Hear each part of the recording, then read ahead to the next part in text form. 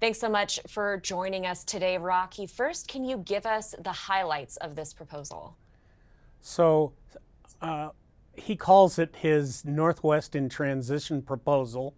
And what it basically has is a whole package of things for energy and transportation and water quality.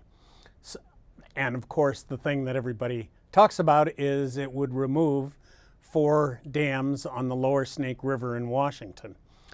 But for energy, he's talking, he's very ambitious. He has replacing the power from those dams at a cost of about $10 billion. Another $1.5 billion would be to upgrade the region's transmission system. And then there would be money for farmers or dairy farmers for waste management. There's a whole host of watershed partnerships that are funded from Idaho, Oregon, Washington, and for Montana.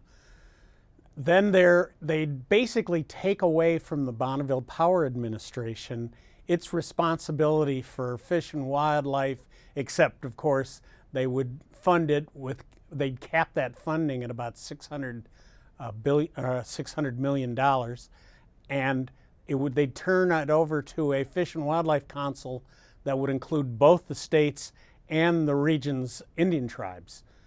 And that's a big deal to the Indian tribes because it gives them co-management of the resource with the funds that they've always had to kind of go begging to Bonneville to do. Then there's another group, the Northwest Power Planning and Conservation Council, also has fish and wildlife staff. They wouldn't have to do that, so it would simply be working for energy planning and expertise. There are such things as specific monies to put fish above the dams like Grand Coulee and Idaho Power's Hells Canyon dams. And that would be done in a way that they would not be listed as endangered species.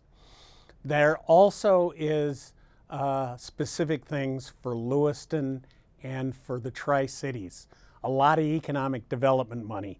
Waterfront, $150 million, for instance, in Lewiston for waterfront, fixing up their waterfront.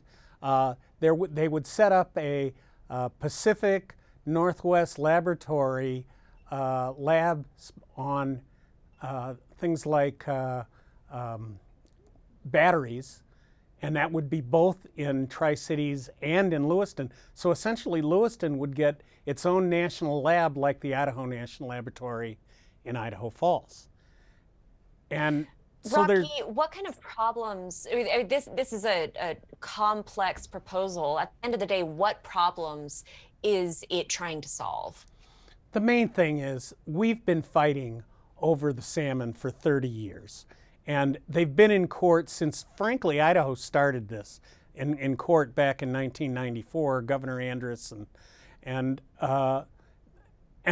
they've won. The salmon advocates have won in court every single time because the federal agencies, they've spent a lot of money, $17 billion or more, trying to meet the court requirements for the salmon that once there were 8 to 16 million salmon that came up the Columbia. A third of those came up the Snake, and they've been endangered since the early 90s. I think in 2019, only less than 4,000 Snake River spring Chinook came back to Idaho. So they're heading towards extinction despite this world-class fish passage center on the 8 dams between Idaho and the ocean. So there's been, for I would say 20 years, the states and the tribal scientists have had a consensus that the best way to solve this problem was to take out these 4 dams. The people who have depended on these dams, the wheat farmers who ship on the barges, you know, a lot of the dams produce about 11 to 1200 megawatts of power, enough for Seattle. But then in a short period of time, when there's we have a shortage or we have a cold snap or something, they can produce as much as 3,000 megawatts. And that's what's going to be replaced, is that full power. So right. Let's talk about that, because if removing the dams were an uncontroversial or inexpensive project, an inexpensive solution, then this would have happened when it was first proposed. That's not the case, but we're looking at potential ripple effects on some of these Eastern Washington communities. So what problems might this cause? Well, see, this is the thing that's Representative Simpson has he spent more than 2 years putting this together. And he actually has looked at every one of the unintended consequences. Now, of course, there are going to be things that come up. Always the fear has been that this would hurt the economies of Lewiston and Eastern Washington, because perhaps they couldn't ship as cheaply on rail and in trucks. And one of the things that the opponents even now say is, you know, all the trucks and rail that it's going to take are going to actually cause more greenhouse gases. And so that's one of the things that's still out there that might be a problem. But other things that would be, a lot of that power is going to come from wind and solar. And so that's going to reduce, that's going to be low carbon. And one of the things they're at least talking about is nuclear power. So when you look at all of the economic parts of this package, it's immense for these communities. And so it's, you know, I think we could do this for less money than $33.5 billion. But, you know, these folks all have, this has not always been about economics or science. It's been about culture, and it's been about politics. And what Simpson's trying to do is he's been asking people, what if they take out this dams? What would you need? Well, they've told him. They didn't tell him on the record sometimes. So he, essentially with this proposal, has put all those things on the record. What sort of precedent is there for removing dams in the United States?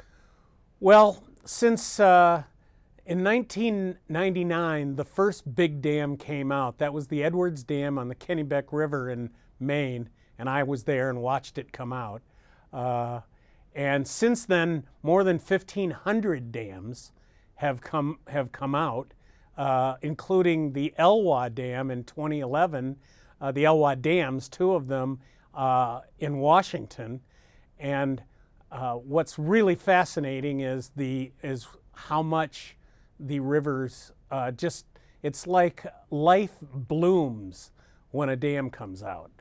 It's really extraordinary because the nature of the dams changes the water chemistry, and it changes the whole ecosystem. So what we can expect is a lot of positives from biologically, but there are some short-term things they've got to deal with, and that's sediment. They've got to, one of the ways they'll do that is by planting trees in on the banks alongside the river, the now lower river. And so they've got a lot of experience.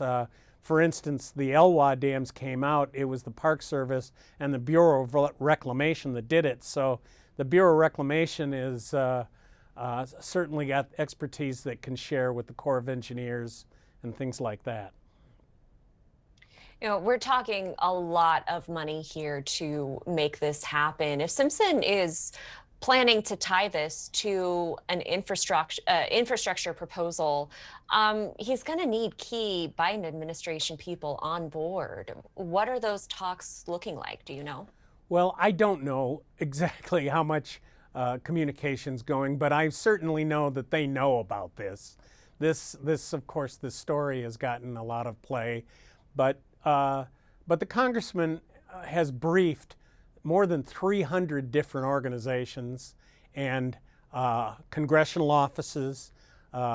He's the downstream, the four Democrats downstream, Senators Wyden and Merkley in Oregon and Senators Murray and Cantwell in Washington, put out a press release that was in my original story that didn't say one way or the other, but they certainly know what's there, and they're really the people in the driver's seat at the moment, along with Senator Tester in Montana, because the way this will come down or not is Biden's infrastructure package is Build Back Better. Senator Schumer, the majority leader, has said that he will use budget reconciliation just as he is using for the COVID stimulus package, which would require simple 51 majority vote of the Democrats. He wouldn't need any Republicans in the Senate. So unlike the way things have been done in the past, where you really needed, you could, if you were a Republican in the Northwest, you could pretty much veto this bill. Well, it's going to be harder to do that. And of course, it is a Republican who has proposed this idea. And so, we've already heard from Senator Crapo. He's not endorsed it by any means, but he has endorsed a collaborative process to similar to the process that Representative Simpson's gone through. So I think it's at least in the ballpark possibility that something like this could be done by the end of the year. Let's talk a little bit more about the political implications. You say a Republican has proposed this, but he's not a Republican who represents the areas that are going to be very directly affected by this. Eastern Washington, those downstream areas in Oregon, Idaho's first congressional district that's represented by Russ Fulcher. Yep. What are you hearing from the Republicans in those communities, and how much do their voices matter in this process, considering that it's a Democrat majority Congress and White House? So far, we've heard from both Representative Fulcher and Senator Risch in saying they're still not for removing four dams. They're not for removing these dams, and we have heard from the Port of Lewiston and some of the other traditional voices that they don't support this proposal, and at least yet. For instance, the Lewiston Tribune wrote an editorial this week suggesting that instead of, or along with all the things that have been proposed to offset the impact for Lewiston, they do a interstate highway from Lewiston up to Spokane.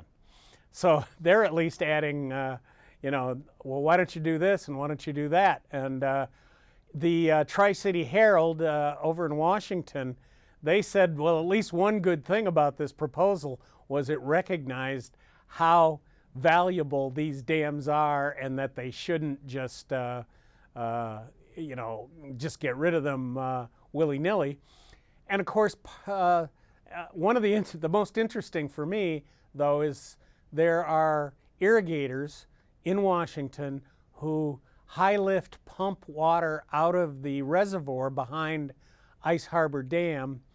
And in this proposal, they would get $750 million.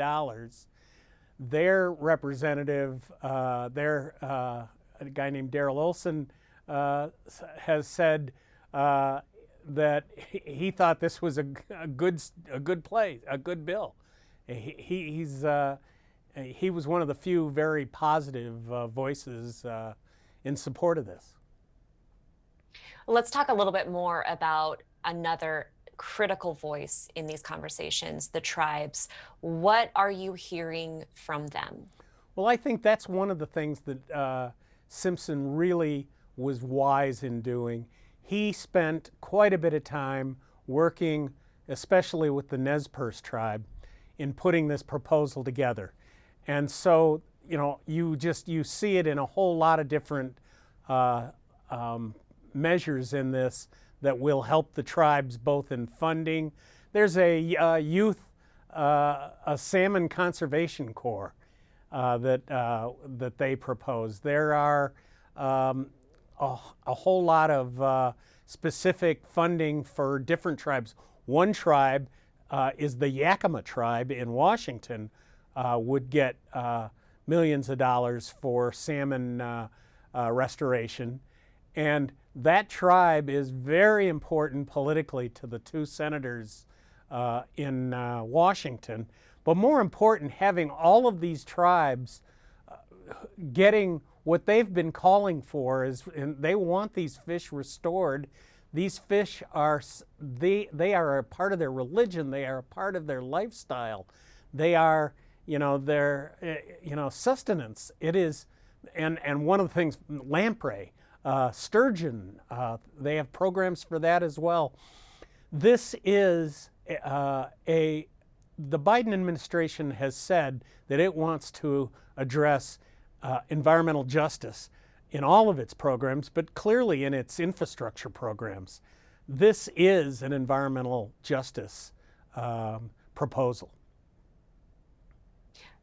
How about other interest groups, the conservation groups that aren't necessarily directly connected to the tribes? What are you hearing from them? So for the conservation community, the biggest challenge for them is there would be 35-year moratorium on litigation, the same litigation that they've been using for the last 28 years to forward as leverage, essentially, to get salmon actions that have made it better for salmon, but just aren't enough. So they'd have to give that up. And they have said, and they are very supportive of this plan, and they've said they accept that. So that's that. We all get down to the whole point of they believe that if you take out these 4 dams, that it will be the primary impact for restoring these fish. I want to talk about that moratorium on litigation. Is there any precedent for a moratorium on lawsuits that you know of? And functionally, how does that work? Well, I haven't heard of anything specific like this. There have been many things that they've done to kind of work around the same kind of language. They used to call it sufficiency language, for instance, on wilderness legislation, and that was included in both the Owyhee and the Boulder White Clouds, that essentially took areas that were being studied for wilderness and made them no longer wilderness, and had language that said they can't be studied for years and years. So, and then there was Simpson's own bill with Tester that delisted wolves in Idaho, Montana, and eastern Washington, and eastern Oregon and Utah. That was, they just basically said they took them off the Endangered Species Act. So it's possible that they could do this somehow by doing it in the Endangered Species Act. But I don't know how it's going to be honest with you. Nobody's explained it yet. I want to ask about the timing of this proposal. As you said, this is something that Congressman Simpson has been working on for a very long time, that he has spoken to hundreds of stakeholders and groups about at least this proposal in its infancy. But as far as the rollout, would the timing of that been different had President Trump won a second term? Yes, I'm certain that's true. That had Trump won, uh, he would have done it at a different time. I'm not sure when, but he clearly the fact that the Democrats had won the Senate made affected the rollout. And then it was a lot of, I started, I was briefed in under an embargo in January. So we thought that it would come soon after the inauguration, but it took a few more weeks so that he could brief all of the Idaho delegation and some of the other folks downstream. So yeah, I think it would have been different. And I think the proposal would have been different. Right now, we're just talking about taxpayer dollars. They would set, those dollars would go into a thing called the Columbia River Fund. And that Columbia River Fund would be, they'd fund it right away, but then the spending on it would take place all the way out to the 2030s when the dams would come out. Let's talk about the timeline because, as you said, there's no set legislation ready to roll out right now. This is a concept, as the congressman put it. What can we expect next? Well, what's happening now is the reaction, and I think that people are learning about it. In my mind, this has changed the status quo. We aren't arguing this the way when the Idaho Statesman first put this kind of out there and put this into the discussion in 1997. The debate has largely been the same debate, and because nobody really, I would say, like Simpson has done, he has made it clear how much this would cost politically, not necessarily. Before it was argued differently. So he's all those thoughts are out there, and people are trying to make their own judgment of what it means to them. For instance, Idaho Power, their dams, the Hells Canyon complex, which are still in relicensing. They haven't relicensed. Their license ran out in I think 2005, and they're trying to write a new 30 or 50-year license. Well, Simpson's legislation would essentially give them 35 years, up to 35 more years, up to 50 years on a license for their dams. And that means a lot for Idaho Power. Also, there'll be Magic Valley. Think about the money they're talking billions that are going to go into animal waste management and watershed partnership. The Magic Valley water quality issue is really a big deal. So I think as those people start to realize how good this is, and I think it was the Idaho water users actually that had put that on the table for Simpson. So I think you go down the list here and see how each group is going to fare.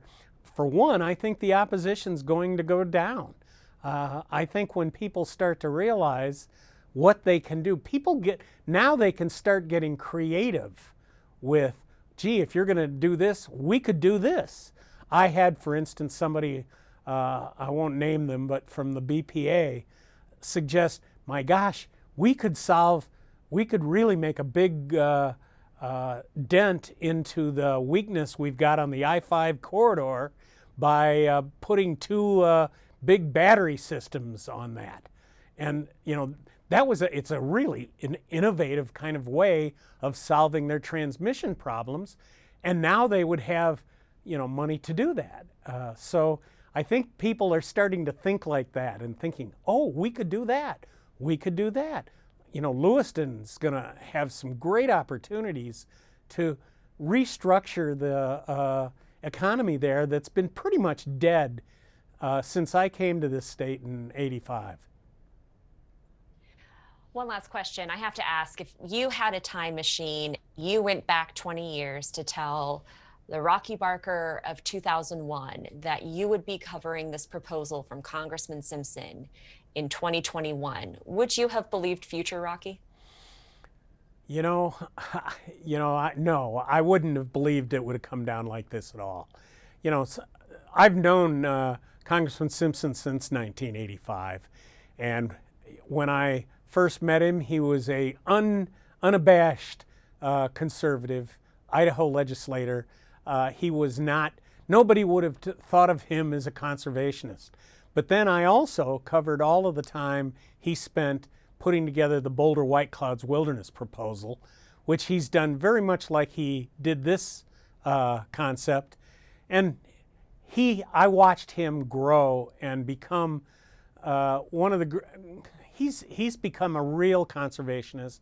He really, when he talks about saving the salmon, he really cares about these fish, just like he cared about the Boulder White Clouds, just like he cares about Idaho. So I acknowledge, don't forget though, this is also a guy who backed President Trump, the former President Trump. He even went as far as backing the Texas lawsuit. So you can't say that this, that he's some moderate rhino or something. He is clearly a Republican.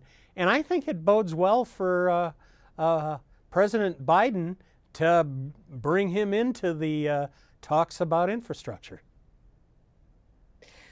Well, this is a complex proposal with so many moving parts. We will continue to follow this story. Rocky Barker, thank you so much for joining us. Thanks, Melissa.